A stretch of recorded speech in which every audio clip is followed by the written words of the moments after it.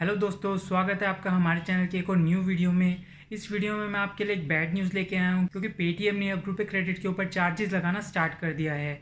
अगर आपके पास एक रुपए क्रेडिट कार्ड है या फिर आप लेने का सोच रहे हो, अगर आप पेटीएम से पेमेंट करते हो तो अब उसमें आपको चार्जेस देने पड़ेंगे। सबसे पहले मैं आपको इसका एक स्क्रीनशॉट दिखाता हूँ, फिर हम आगे की बात करते हैं। तो वीडियो को पूरा देखना, बिल्कुल भी स्किप मत करना। ये आपकी स्क्रीन पर ये स्क्रीनशॉट आ गया होगा। इसमें आप देख सकते हो, यहाँ लिखा है रुपए क्रेडिट कार्ड, उसके आगे लिखा है न्यू एंड नीचे लिखा है अप टू 2000 MDR।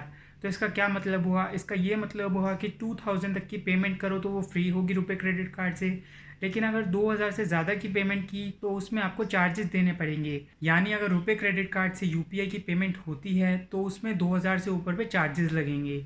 अब मैं आपको एक और चीज़ क्लैरिफाई कर देता हूँ कि यूपीआई की जो ये ट्रांजैक्शन है, इसमें जो चार्जेस लग रहे हैं ये कस्टमर्स को पे नहीं करने, ये मर्चेंट्स को पे करने हैं। अब इसमें स्ट्रॉन्ग पॉसिबिलिटी तो यही है ना कि ये चार्जेस आपको ही पे करने पड़ेंगे।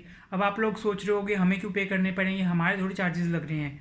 लेकिन क्या होगा, मर्चेंट आपसे ही ये चार्ज करेगा, डायरेक्टली या इनडायरेक्टली। वो आपके बिल में ऐड कर सकता है या फिर आपसे डायरेक्टली ही चार्ज कर लेगा, या आपको वो मना ही कर देगा कि नहीं भाई, आप 2000 से ऊपर की पेमेंट कर रहे हो तो मुझे यहाँ पे रुपए क्रेडिट कार्ड से मत करो। अगर आपको करनी है तो आप डायरेक्ट पेटीएम से कर लो या फिर कैश से कर लो। अब मैं इसका आपको खुद का एक एग्जांपल भी बता देता हूँ। मैंने एक मर्चेंट को यहाँ पर पेमेंट की, यहाँ पर आपके सामने स्क्रीनशॉट भी आ जाएगा। मैंने वहाँ पर उनके क्यूआर कोड पे पेमेंट की एंड आप देख सकते हो स्क्रीनशॉट में वहाँ पे लिखा आ गया कि यहाँ पर जो है रुपए क्रेडिट कार्ड से यहाँ पर पेमेंट हुई है। यहाँ पर आप स्क्रीनशॉट में देख सकते हो, यहाँ पर ये मर्चेंट के ऐप में आएगा एंड यहाँ पर वो समझ जाएगा कि ये रुपए क्रेडिट कार्ड से पेमेंट हो रही है। तो इसमें मर्चेंट क्या करेगा? मर्चेंट या तो आपको मना कर देगा कि मैं इस पेमेंट को एक्सेप्ट नहीं करूँगा, या तो वो आपको बोल देगा कि इसके चार्जेस आपको पे करने पड़ेंगे।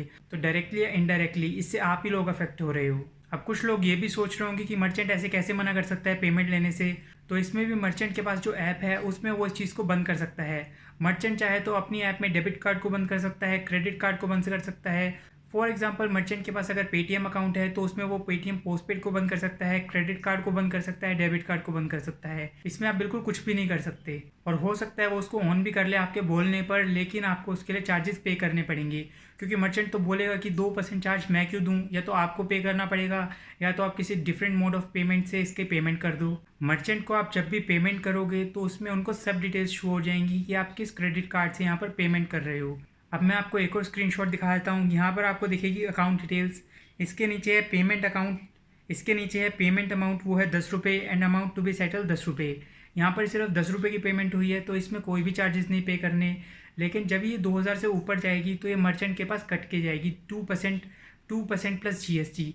तो मर्चेंट के पास जब ये कम जाएगी तो मर्चेंट तो आपको खुद ही बोल देगा ना कि नहीं, मैं एक्सेप्ट नहीं करूँगा। इसके लिए आपको जो रिमेनिंग अमाउंट है वो मुझे आप कैश में दे दो, या फिर आप इसके लिए अलग से पेमेंट कर दो। 2000 से नीचे की पेमेंट करने पर आपको कुछ भी प्रॉब्लम नहीं होने वाली, आप जितनी मर्जी पेमेंट कर लो।